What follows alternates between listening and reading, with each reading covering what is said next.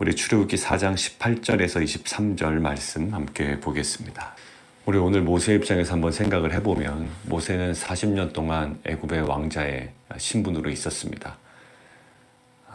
그의 40년 동안의 생활이 어떠했는지 자세히 나와 있지는 않지만 히브리서나 이렇게 몇 군데를 보면 그 왕자의 삶을 살았고 그는 그의 어떤 그 안락함보다는 오히려 하나님의 그 부르심 또 소명의 눈이 열렸던 것 같습니다. 근데 애굽의 왕자 그 40년 이후로서는 충분하지 않았고요. 하나님께서 미디안 광야로 실은 보내셨습니다. 그의 어떤 살인이라는 행위가 있었지만 결국 그 모든 그 사건들을 통한 하나님의 주권은 계속 그의 삶 가운데 이스라엘 민족을 위하여 그리고 열방을 위하여 준비되고 있었습니다.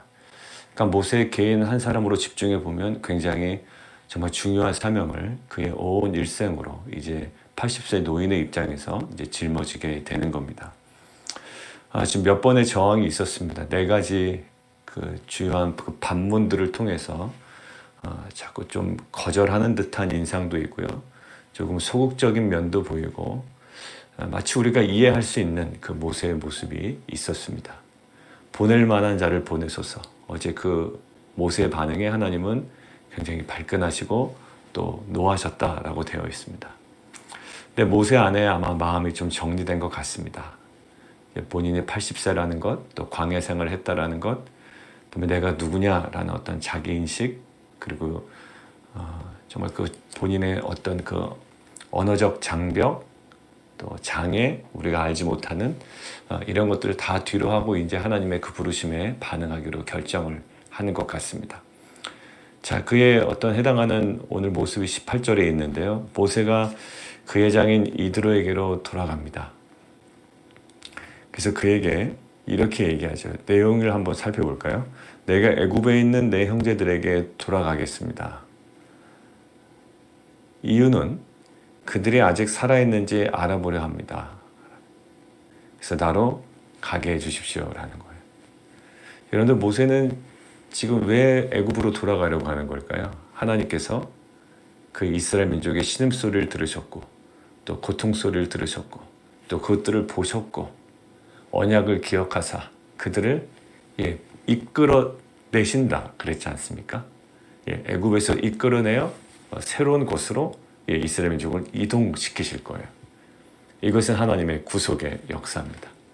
근데 이것들을 분명히 듣고 알고 있는 모세는 장인에게 지금 이렇게 얘기하는 거예요. 내가 애굽으로 돌아가서 우리 형제들이 아직 살아있는지 알아보려고 합니다. 이렇게 좀 풀리 얘기하지 않는 거죠. 전부 다 얘기하지 않아요? 그 어느 교수님의 그 주석서를 보니까 칼빈이 이렇게 써놨대요. 제가 칼빈에 있는 내용을 그대로 읽은 건 아니고 그 주석서에서 인용된 칼빈의 내용이 이렇게 되어 있습니다. 영적인 일에 대해 남에게 말을 잘 못하는 남자들의 속성을 모세를 통해 볼 수 있다. 그 부분을 제가 밑줄을 딱 그어놓고 피식 웃었어요. 그런 모습이 남자들에게 좀 있긴 있습니다. 그죠? 어떤 자기 안에 있는 그 영적인 스토리가 있고 또 그런 내용들이 있어도 남자들이 이렇게 좀 선뜻 얘기하기에 좀 주저하는 것 같아요. 우리 여성분들은 그런 것들이 좀 원활하게 잘 이루어지는 반면 남성들이 갖고 있는 어떤 그런 속성이 있는데 칼빈이 그런 부분을 좀 지적했다라는 게 조금 재미난 어떤 표현이었습니다. 자, 칼빈이 그렇게 지적할 만큼 이 부분이 자연스럽진 않았던 거예요. 어떤 이유인지 모릅니다. 어떤 이유인지 모르지만 지금 모세가 알고 있는 하나님으로부터 들었던 그 모세가 감당해야 되고 이스라엘 민족 가운데 앞으로 어떤 일이 벌어져야 될지 그것들을 풀리 지금 장인에게 이야기를 못하는 겁니다. 모세의 마음이 어떤 마음에서 그랬을까 성경에 나와 있지 않아요. 근데 아마 그렇게 얘기해도 이해하지 못할 장인, 아마 이것들을 감안한 대화의 접근일 수도 있고요. 그 다음에 본인의 어떤 아직까지도 해결되지 않은 마음, 일 수도 있습니다. 그렇지만 지금 모세는 뒤에 보면 20절 아내와 아들들을 나귀에 태우고 애굽으로 돌아갑니다. 그러니까 결국 다 데리고 돌아간다라는 것은 어떤 의지도 표현인 거고요. 자, 그런데 저는 어디에 주목했냐면 지금 돌아가는데요. 돌아가는 상황이 어떤 상황이냐면 21절. 여호와께서 모세에게 이르실 때 내가 애굽으로 돌아가거든 하고 돌아간 이후의 상황들을 쭉 설명해 주시죠. 여러분들 어디 소풍 가는 거 아닙니다. 그리고 진짜 모세가 이야기한 대로 그냥 금이환영, 이제 타지의 생활을 정리하고 이제 많은 백성들의 환영을 받으며 이제 그곳에 새롭게 정착하려고 하는 것도 아니에요. 모세는 알고 있잖아요. 하나님께서 다시 한번 얘기해 주세요. 너 이적을 바로 앞에 가서 행하라. 그러면 너희 금방 나올 거야가 아니에요. 그러니까 하나님은 모세에게 지금 접근하는데 바로 앞에서 이적을 행해라. 근데 그 이적의 효과는 없을 거예요. 마음이 좀 그냥 편치 않을 겁니다. 이적을 행하라. 괜찮아요. 근데 제가 보기엔 나중에 말씀드리겠지만 이적은 궁극적으로 바로를 변화시키지 못해요. 이상하죠? 이적은 바로를 변화시키지 못합니다. 마지막에 결국 오늘 나눈 것처럼 장자의 죽음을 통해서 바로가 항복하거든요. 물론 그것이 쌓여 갔지만 바로의 마음은 계속 바뀝니다. 그 이적이 결정적으로 바로의 마음을 바뀌지는 않아요. 근데 저는 묵상을 하면서 출애굽기 전체적으로 그 이적을 통해서 바로의 마음은 바뀌지 않아요. 계속 변덕스럽게 변합니다. 그런데 오히려 이스라엘 백성을 향한 하나님의 놀라운 배려였을 거다라는 생각이 저는 확신 있게 들었습니다. 꿈쩍 안 하는 바로가 있지만 사실 이 놀라운 일, 왜 나중에 가보면 그 이스라엘 백성에게 있는 것들은 그 재앙이 임하지 않아요. 분리됩니다. 온 애굽이 그런 해를 당하는데도 불구하고 거기는 뭔가 분리되고 이것들을 누구는 느낄까? 이스라엘 백성들은 느낀다고요. 그러니 거기를 모세가 나가자고 했을 때 물론 그들이 힘들었지만 선뜻 400년 동안 역사적으로 머물렀던 그 장소를 나간다? 여러분들 죄를 끊고 나간다? 애굽을 끊고 나간다? 바벨론을 끊고 나간다? 여러분들 이거 쉽지가 않아요. 결국 10가지 재앙은 모든 이적을 베풀었지만 변하지 않았던 바로, 그러나 그것들을 바라본 이스라엘 백성을 향한 하나님의 배려였을 거예요. 그만큼이나 이 바로의 마음이 완악하게 되는 거예요. 그리고 결국 모세가 딱 바로 앞에 직면하게 되는 것은 뭘까요? 자, 23절 보세요. 23절. 거절합니다. 거절해요. 거기 거절하니 내 아들 장자 이스라엘, 내 아들 이스라엘 보내주어 나를 섬기게 하라고 했는데 네가 뭐 했다? 거절했다. 그러니까 모세가 지금 어느 땅으로 들어가냐면 거절의 땅으로 들어가는 거예요. 여러분들 우리가 사명을 감당할 때 항상 승승장구하는 경우도 있어요. 하나님께서 그렇게 인도하실 때도 있습니다. 막 우리가 마음으로 결정하고 기도 가운데 결정한 일이 너무나도 잘 풀리고 합당한 그 사역의 열매가 있고 이렇지만 하나님께서 우리에게 주신 사역들을 감당할 때 실은 그 주변에서 또 그 상황 속에서 또 오히려 그 거절의 그 땅으로 들어가야 될 때가 있어요. 그러니까 지금 하나님의 사명을 감당하는데 오히려 모세는 무엇을 당하죠? 1차적으로 계속 바로를 통해서 거절을 경험하게 될 거예요. 근데 하나님의 약속이 있습니다. 바로가 그렇게 거절을 할 거라는 거예요. 하나님께서 주신 사역들을 감당할 때 많은 사람들의 동의도 있을 겁니다. 또 이스라엘 백성들의 지지도 있을 거예요. 근데 또 실은 나중에 보면 원망합니다. 실은 또 이스라엘 백성 그 나오기 전까지도요. 원망해요. 우리 사역도 마찬가지죠. 여러분들이 가정에서도 마찬가지예요. 하나님께서 어떤 주신 그 각자의 사역들을 감당할 때 사실 그 100%의 지지는 어려운 거거든요. 그리고 모든 것들을 이끌고 갈 때 주변에서도 그렇고 세상으로부터 그렇고 또 거절이 있을 거예요. 근데 지금 모세는 그 거절의 땅으로 갑니다. 근데 마지막에 하나님께서 말씀하시길 내가 내 아들 내 장자를 죽이리라. 그러니까 하나님의 마지막 해결하는 그 지점이 있어요. 그러니까 결국 이거 하나 보고 가는 거죠. 모세는 결국 거절당하려고 가는 게 아니라 거절의 땅이지만 그 안에 그 거절 뒤에 있는 하나님의 승리, 그것들을 지금 붙잡고 가는 겁니다. 근데 이것들을 향해 가서 거절의 땅으로 가는데 이 모든 것들을 장인하고 나누질 못하는 거예요. 모세의 마음이 아까 칼빈처럼 그랬건 아니면 확신이 없었건 그리고 장인 이드로의 어떤 그 받아들일 능력이 없었건 어떤 것인지 정확히 모르지만 모든 것들을 다 정확히 토로할 수 없는 모든 것들을 오픈하고 나눌 수 없는 이 모세의 마음이에요. 자, 그런데 19절에 저는 그렇게 묵상이 됐습니다. 그런데 장인하고도 얘기를 제대로 못했잖아요. 그냥 우리 친척들 잘 살아있는지 좀 보겠습니다. 저 이제 애굽으로 들어가겠습니다. 그러니까 장인 뭐라고 그러겠어요? 평안히 가라. 평안히 가라라고 18절에 나와 있지만 실은 거절의 땅으로 들어가는 거예요. 일단은. 모세의 마음은 여러 가지 생각이 들었을 겁니다. 내가 웃는 게 아니고 이게 들어가는 게 단순히 지금 가족들 만나러 가는 게 아니거든요. 부담이 있습니다. 왜? 앞에 있는 그 4번의 반문을 보세요. 하나님과의 대화 속에. 이 마음을 가지고 가는데 저는 하나님의 정말 특별한 위로라고 생각이 돼요. 19절 한번 보실까요? 여호와께서 미디안에서 모세에게 이르시되 애굽으로 돌아가라. 내 목숨을 노리던 자가 다 죽었느니라. 여러분들 19절만 딱 보세요. 이거 필요 있나요? 없나요? 모세 지금 가기로 결정했고 장인에게 다 이야기했습니다. 여러분들 이 효과는 어떤 효과일까요? 19절의 효과는. 다른 거 없어요. 앞에 있는 어떤 내용, 지금 막 반문하고 이것이 맞습니까? 보낼 만한 자를 보내소서 했죠. 근데 일단 이드로에게 이야기를 합니다. 저 가겠습니다. 라고 하는데 정확히 얘기를 하지 않는단 말이에요. 여기에 뭔가 물음표가 계속 저에게 붙었는데 그 상태에서 19절은 무슨 내용이에요? 핵심이 이겁니다. 애굽으로 돌아가라. 애굽으로 돌아가라. 하나님의 그 지지예요. 그리고 격려예요. 그리고 18절에 있어서 이 하나님의 사역들을 풀리 나눌 수 없는 이 모세의 외로움이 있거든요. 아직 아론은 못 만났습니다. 지금 누구도 이 이야기를 공유할 사람이 없는 거예요. 여러분들 마찬가지예요. 여러분들 하나님의 사역은 많은 사람들의 그 칭송을 받으면서 진행되는 거 아니에요. 십자가 한번 보시겠어요?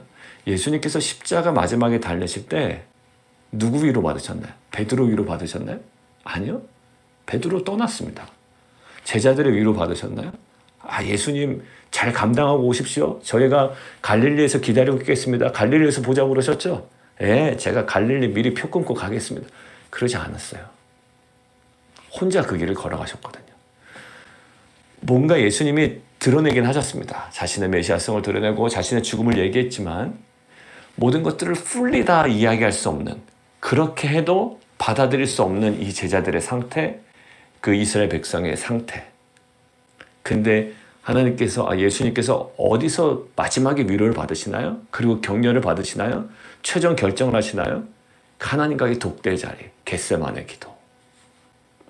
마찬가지로 저는 19절이 저에게는 많이 은혜가 됐습니다. 미디안에서 모세에게 이르시되, 어디서요? 아직 미디안 땅에서 애굽으로 돌아가라. 다시 한번 격려하시고 내 목숨을 노리던 자가 다 죽었다. 모세에게는 이것이 어떤 식으로 작용했을지 한번 생각해 보세요. 굉장히 마음이 위로가 됐을 겁니다.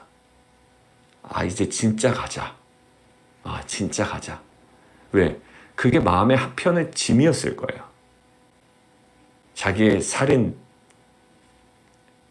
사건 기억하는 사람들, 그것 때문에 죽이려고 하는 40년이 지났지만 공소시효는 지났겠죠. 요즘으로 따지면. 그렇지만 그 꼬리표, 이 모든 것들 있습니다. 전과자, 그러니까 처벌받은 전과자도 아니고 지금 여러 가지 면에서의 그 갈등이 있었을 거라고요. 근데 그것들을 단번에 해결해 주시는 하나님의 그 위로예요. 장인환과 대화할 수도 없고 아직 아론도 만나지 못한 상태고 지금 혼자 이것들을 끌고 갈 때 결국 모세를 위로하고 모세를 격려하고 또 새롭게 도전하시는 이 하나님의 음성, 또 굿뉴스가 있었습니다. 저는 그 하나님으로부터 여러분들에게 맡겨주신 그 사명을 여러분들이 감당할 때 외로울 때가 있습니다. 그리고 이것들을 감당할 때 마음에 자꾸 부담되는, 세상적으로 부담되고 또 환경적으로 부담되는 것들이 분명히 있을 거예요. 근데 하나님께서 여러분들에게 말씀으로 위로하사 이것들이 물리적으로 없어지거나 그 환경적인 어려움으로부터 우리가 모든 영적으로 또 끊어지는, 물리적으로 사라지지 않을지라도 이것으로 우리가 영적으로 온전히 자유로워지는 귀한 은혜가 우리 모든 사랑하는 성도님들에게 있기를 원합니다. 병이 걸렸다면 병이 낫든지 아니면 질병이 있어도 이것으로 내가 온전히 자유로워지고 오히려 은혜의 시간으로 더 깊이 들어가든지 여러분들의 경제적인 문제나 여러 가지 환경적인 문제가 해결되든지 아니면 그 환경적인 문제 때문이라도 하나님과 더욱더 가까워지고 그 안에 그 전에 발견하지 못했던 놀라운 은혜의 시간으로 더욱더 깊이 들어가든지 정말 하나님께서 여러분들에게 말씀으로 위로하시고 새로운 땅, 애굽으로 돌아가라. 분명히 사명의 땅, 거절의 땅이지만 담대히 걸어갈 수 있는 귀한 성도들 되시기를 주님의 이름으로 축원합니다. 자, 이 상태에서요. 저는 모세의 표현, 이 모세오경의 표현, 이 달라지는 것들을 볼 수가 있습니다. 20절. 모세가 그의 아내와 아들들을 나귀에 태웁니다. 애굽으로 돌아갑니다. 근데 모세가 갑자기 저 영화로 한번 표현하면 모세가 이렇게 막 나귀에 태웁니다. 이렇게 태우고 짐도 실을 거고요. 들어가야 되는 거리가 짧지가 않기 때문에 그렇게 하는데 갑자기 카메라가 쑥 들어가는 거예요. 그러면서 모세의 손을 좀 클로즈업 되겠죠. 근데 갑자기 뭐가 있을까요? 앙상한지 두꺼운지 모르겠습니다. 근데 지팡이 손에 딱 붙잡았던 모습. 근데 거기에 이제 화면을 클로즈업 하는데 모세의 그 손에 뭐가 들어갈까? 힘이 꽉 들어가는 거예요. 단순히 잡고 있는 게 아닙니다. 이것들을 꽉 잡고 있는 그의 온 정신과 그의 모든 것들에 집중하여 지팡이를 꽉 잡고 있는 그러니까 모세의 어떻게 볼까요? 신앙 고백이죠. 자, 지팡이는 어제 9시 기도회 때도 말씀드렸지만 광야 40년의 어떻게 보면 결과물이에요. 모세에게 있어서. 야, 너 광야 40년 동안 뭐 했냐? 라고 물어본다면 다른 거 없습니다. 지팡이 하나 딱 보여주면 되는 거거든요. 근데 많은 사람들에게 보여주기에는 굉장히 초라한 결과물입니다. 너 지금 40평생, 50평생, 60평생 살면서 뭐 했니? 라고 물어본다면 여러분들 뭐를 좀 내놓으시겠어요? 마땅히 내놓을 거 없습니다. 우리 안에. 왜냐하면 마땅히 내놓을 게 없다는 것은 세상적 관점에서 얘기하는 거예요. 그러니까 딱히 사람들이 매력적일 만한 또 사람들에게 막 이렇게 드러낼 만한 그런 게 없단 말이에요. 모세가 딱 그랬던 상황이에요. 오히려 왕자 40년, 왕궁의 40년이었으면 드러낼 게 많았죠. 그가 나온 학교라든지 디그리라든지 여러 가지 많은 것들이 있을 겁니다. 자, 그러나 그것들은 다 전면 배제하고 광야 40년의 초라한 결과물인 이 지팡이를 뭐라고 표현합니까? 하나님의 지팡이에요. 자, 장인과 충분한 대화를 나누지 못했습니다. 그리고 거절의 땅으로 들어가야 되는 거예요. 그게 쉽지 않을 거예요. 근데 그 모든 과정을 하나님께서 새롭게 19절에 위로하시고 모세는 반응합니다. 뭐예요? 이것이 나의 광야 40년을 지탱해온 초라한 결과물이 아니라 광야 40년을 잊게 했고 앞으로 광야 이후의 40년을 함께 하실 하나님의 그 임재로 느낀 거야. 이것이 마술 지팡이가 아닙니다. 단순한 기적을 베풀고 그냥 버려질 지팡이 아니에요. 이것은 하나님의 임재로 느껴졌을 거예요. 여러분들 결국 우리의 인생의 모든 것들은요. 환경은 거절이 앞으로 있을 겁니다. 지팡이를 가져가건 가져가지 않건 환경에 어려움은 있어요. 그러나 이것들을 우리가 평생 이제 우리가 호흡이 끊어지는 날까지 우리가 삶을 살아갈 때 우리가 꼭 붙잡고 가야 되는 것은 뭘까요? 하나님의 지팡이로 인식하는 거예요. 우리의 삶의 그 초라한 흔적들이 결국 그 안에 뭐가 있어요? 우리가 살아왔던 삶의 흔적이 아니라 하나님께서 함께 하셨고 하나님께서 준비시키셨던 하나님의 역사로 바라보고 결국 그것들을 믿음으로 바라볼 때 이제 우리는 무엇을 기대하게 됩니까? 하나님의 지팡이라는 표현처럼 하나님의 그 임재, 임마누엘을 경험하게 되는 거예요. 여러분들 예수님께서 제자들, 이제 예수님께서 승천하실 때 마태복음 맨 마지막 장면이 뭐였어요? 하늘과 땅의 모든 권세를 내게 주셨다. 그 예수님에게 있는 것과 무슨 상관이 있습니까? 제자들 남겨놓고 가는데. 예수님 좋겠네요. 예수님은 하늘과 땅의 모든 권세를 가지셨으니. 근데 뭐예요? 너희는 가서 모든 족속으로 제자를 삼고 아버지와 아들과 성령의 이름으로 침례를 베풀고 내가 너희에게 분부한 모든 것을 가르쳐 지키게 해라. 볼지어다. 뭐예요? 하늘과 땅의 모든 권세를 가지신 나, 예수 그리스도, 내가 너희와 항상 함께 하리라. 결국 이 제자들이 이 예수님 승천 이후에 정말 놀라운 사역들을 감당하잖아요. 결국 그들의 동력은 뭐였을까요? 눈에 보이진 않지만 성령으로 기름 부음을 받아 정말 이들이 정말 그 임마누엘로, 마태복음의 핵심이었던 그 임마누엘로 이것들을 감당하게 됩니다. 여러분들 오늘 우리가 경험해야 될 것은 뭘까? 임마누엘 너무 많이 들었거든요. 근데 오늘 정말 여러분들 묵상하실 때 하나님과의 그 친밀함 속에서도 묵상하세요. 그때 여러분들에게 아이디어를 주실 거고요. 어떤 것을 결정해야 될 때 하나님께서 가장 선한 것으로 인도하실 거예요. 왜? 가까이 계신 분이 멍하니 여러분들 보고 계시겠어요? 여러분들과 교제하기를 원하시고 나누기를 원하시고. 저는 어제 그것들을 많이 느꼈습니다. 긴 시간을 좀 뭐 기다려야 되는 일이 있는데 그 기다림 속에 그 하나님의 그 임재, 나는 지금 기다리고 있고 뭔가 바라봐야 되고 해결될 것을 그냥 뭐 있어야 되는 시간이 있잖아요. 내가 뭘 하고 싶어도 할 수 없는 시간이 있습니다. 그저 살다 보면 내가 막 해야 되는 시간이 있고요. 할 수도 없는 시간이 있어요. 병원에 만약에 입원했다고 생각해 보세요. 여러분들 내가 뭘 할 수가 있습니까? 그냥 의사의 처방을 기다려야 되고요. 결정을 기다려야 되고 그런 입장이거든요. 근데 결국 그것에 누구는 일하신다? 하나님은 계속 일하고 계시고 하나님은 나에게 계속 다가오고 계시다는 거예요. 여러분들 살아있는 신앙인이란 뭐죠? 지난번에 우리가 교리 과정에 하나님의 그 공유적 속성 얘기할 때 첫 번째 한 꼭지하고 끝났잖아요. 영성. 예, 맞아요. 정말 영성이 있다라는 것은 그 내용을 쭉 읽어보니까 어떤 내용이었습니까? 계속 관계가 맺어지는 거예요. 예, 결국 우리가 그 부분이 딱 정확하게 클릭이 되면 모세가 오늘 이드로에게는, 눈에 보이는 이드로에게는 뭔가 얘기하지 못하고 풀리 나누지 못하고 지금 거절의 땅으로 들어가지만 하나님께서 나타나셔서 애굽으로 돌아가라, 죽었다.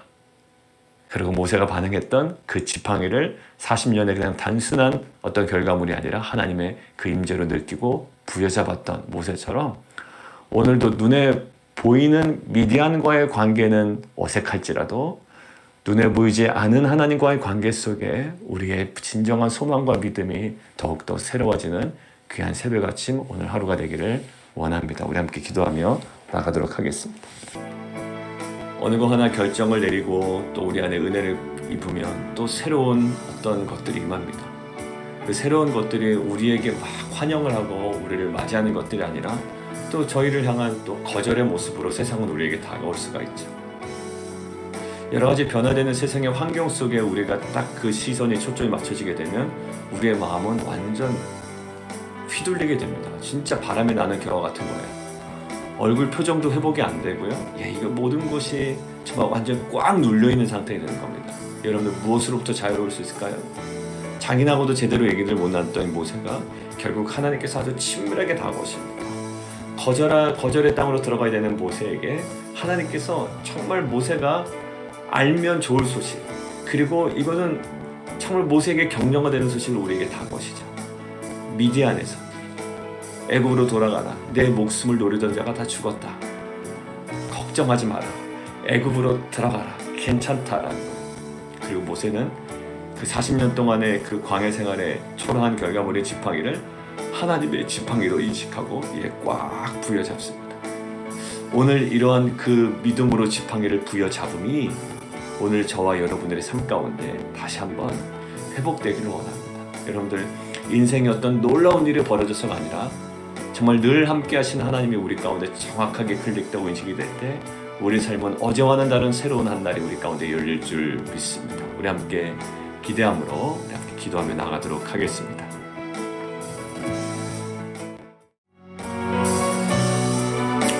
그리고 제 안에 묵상하면서 들었던 마음이 있었는데요.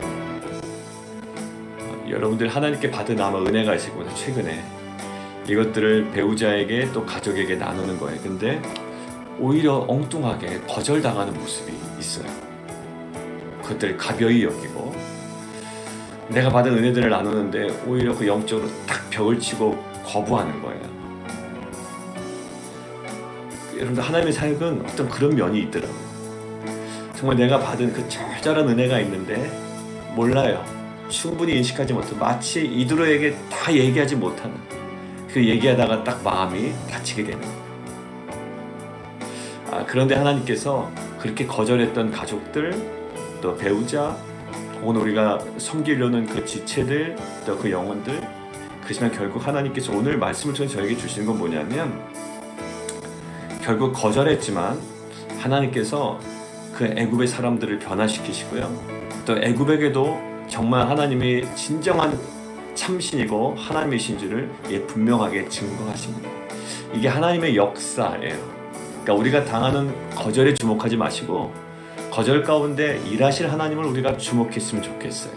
그럼 우리가 더욱더 편안해지고 그것이 우리에게 위로가 될 겁니다. 그래서 우리가 오늘도 거절의 땅으로 들어가죠. 또 거절하는 영혼들을 향해서 우리가 다가가죠. 그러나 그 안에 하나님께서 행하실 일들을 우리 함께 소망으로 나아가면 좋겠습니다. 우리 함께 기도하며 나아가기를 원합니다. 우리 성도님들 위해서 함께 기도할까요? 우리 이종호 선교사님, 또 이현수 목사님 지금 계속 회복 위해서 기도해 주시고, 우리 장명희 집사님, 우리 아버님, 우리 강장로님, 특별히 담낭 쪽에 이제 암으로 이제 이야기가 되는데 아마 오늘 좀 이따가 이제 한국에서 정확한 이야기가 나올 텐데 이것들이 더 이상 진전되지 아니하고 얘기한 것처럼 정말 이것이 하나님의 시간표 속에 있는, 장명 집사님이 이제 그런 마음의 소원이 있어서 그렇게 기도 제목을 요청하셨는데 장로님께서 하나님의 시간표 속에 있어서 오히려 그 말씀의 은혜, 또 새롭게 하시는 은혜들을 정말 경험할 수 있도록, 특별히 육체적인 회복뿐만 아니라 모든 영적인 회복과 우리 장로님과 모든 가족들을 새롭게 하신 하나님의 은혜의 시간으로 주님 삼아달라고 우리 함께 기도해 주시고, 우리 다른 성도님들의 기도 제목, 우리 최영민 원사님 어머니 되신 우리 배재양 원사님, 또 우리 수술 이후에 또 회복 위해서 기도해 주시고요. 우리 르네, 우리 수면 장애 여러 가지 치유되고 회복되고, 또 저스틴 이제 다음 주 월요일 날 이제 검진하러 가네요. 이제 그 동안에 그 피딩을 일단 중단했잖아요. 음식으로 입으로만 계속 섭취했는데 이것들이 좀 성장 있고 또 좋은, 또 앞으로의 그런 그 처방들이, 또 새로운 결과들이 우리 가운데 있기를 원합니다. 그래서 우리 성도님들 자녀를 위해서, 또 우리 성도님들 위해서 우리 함께 좀 같이 기도하도록 하겠습니다.